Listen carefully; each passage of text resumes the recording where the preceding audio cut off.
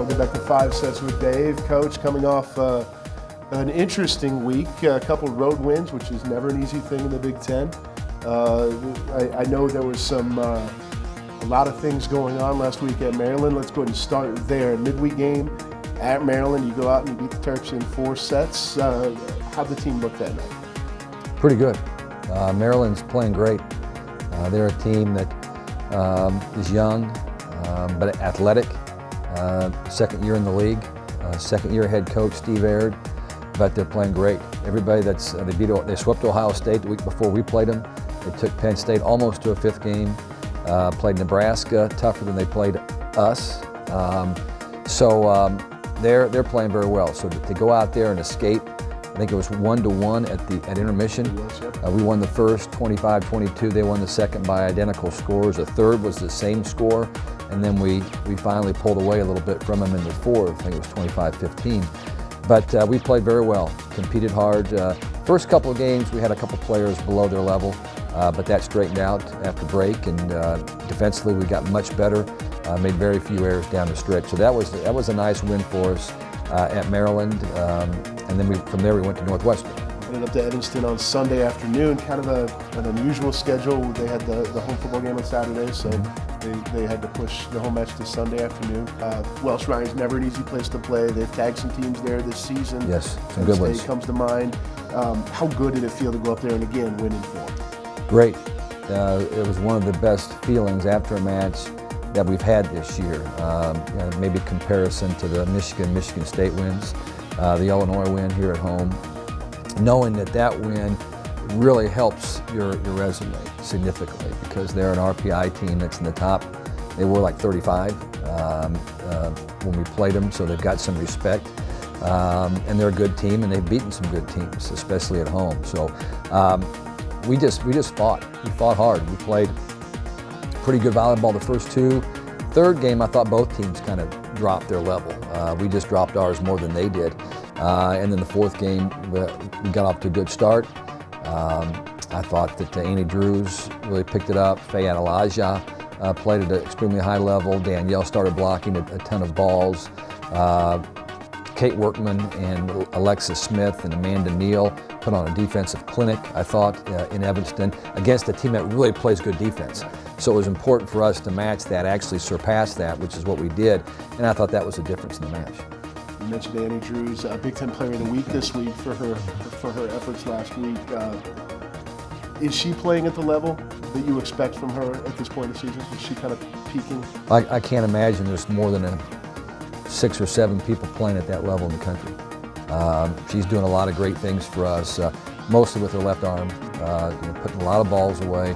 Averaged about 20 kills a match last week, and is about 4.5 kills per set right now, which is extremely high. I think it's 2nd or 3rd in the Big Ten, but we've got a little bit of balance, as do some of those other teams. But I'm real happy with what she's doing. She's playing with great composure, very, very confident about what she's doing on the floor. And I think the best is still to come. I think that she still has a level that she can get to before this season is over. I'd like to see her improve a little bit on her blocking game, and it has gotten better. But I think that she can get her hands on a few more balls at the net by just reading and reacting a little bit better.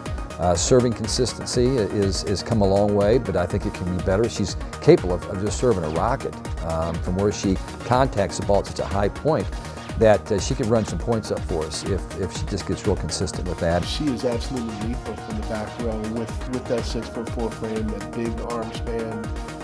She takes off behind the 10-foot line, clearly behind. What people don't understand is how that makes you so hard to defend. When you have a back row player that can come out of the middle back or the right back and even the left back, you've got to keep track of that person, which means you're not paying as much attention to the players you have in the front row. Whether it be Sam or Zaria, Danielle, Faye, the setter, whoever it might be up there.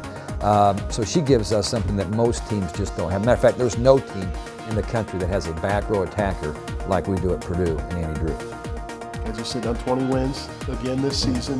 We've gotten used to 20 wins here recently. It takes more than that, though, to get in the NCAA tournament. It does, that's for sure. And 4 matches left, 11-5 in Big Ten play.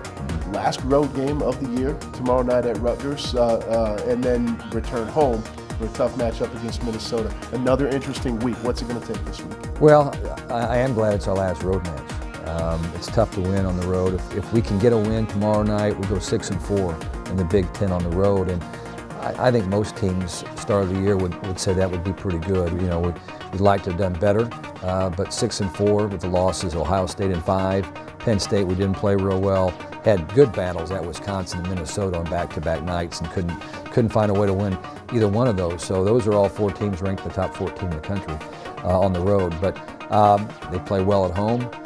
They're trying to find something to finish the season off with that will excite their fans, and they've got good talent. So you know that'll be a challenge going out there. But when we come back and have 3 in a row at home, but against 3 really good teams, the same 3 teams that beat us last year down the stretch, that virtually eliminated the NCAA committee, feeling like we belonged in the tournament. So you know, right now Minnesota is the best team in the league. They're 15-1 right now. Wisconsin might be the hottest team in the league. They haven't lost a set in 6 matches. And then, of course, Michigan State has got as much talent, physical, brute talent, as probably anybody in the league, and we always have a good battle with them. So our fans are going to have a lot to look forward to. I think a couple of those matches are really close to being sold out already. That would be the Minnesota and Wisconsin matches. So if they want tickets, they need to jump on them as fast as possible. Definitely get on it. Only a certain number of seats in the boiler box. Gotta get those seats while you can. We can squeeze a few more in there, though. I think if the fire marshal is on board, we might be able to get a few more in there. We probably shouldn't say that. Probably not. We'll wink and a nod at the camera. Yeah. Coach, good luck this week. Safe travels, and we'll see you back here Saturday night. Thank you, Corey.